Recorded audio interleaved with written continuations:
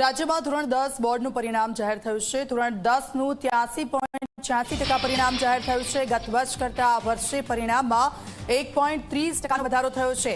નર્મદા જિલ્લો 90.85% પરિણામ સાથે રાજ્યમાં અવ્વલ છે। સૌથી વધુ 100% ગાંધીનગરના આજોલ કેન્દ્રનું પરિણામ આવ્યું છે।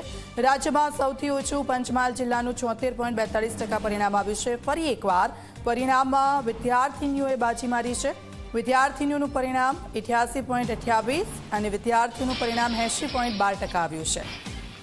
તો આજે ધોરણ 10નું પરિણામ આવ્યું છે અને સૌથી વધુ 100% ગાંધીનગરના આજોલ કેન્દ્રનું પરિણામ આવ્યું છે। રાજ્યમાં સૌથી ઓછું પંચમહાલ જિલ્લાનું 74.42% પરિણામ આવ્યું છે। વિદ્યાર્થીઓ ખુશ છે, એકબીજાનું મોઢું મીઠું કરાવી રહ્યા છે અને હવે એ દ્રશ્યો પણ થોડીક જ વારમાં બતાવીશું કે પરીક્ષા કેન્દ્રો જ્યાં હતા, જ્યાં વિદ્યાર્થીઓ પહોંચ્યા છે પોતાનું રિઝલ્ટ લેવા માટે પોતાના માતા પિતા સાથે, ત્યાં કેવા દ્રશ્યો છે।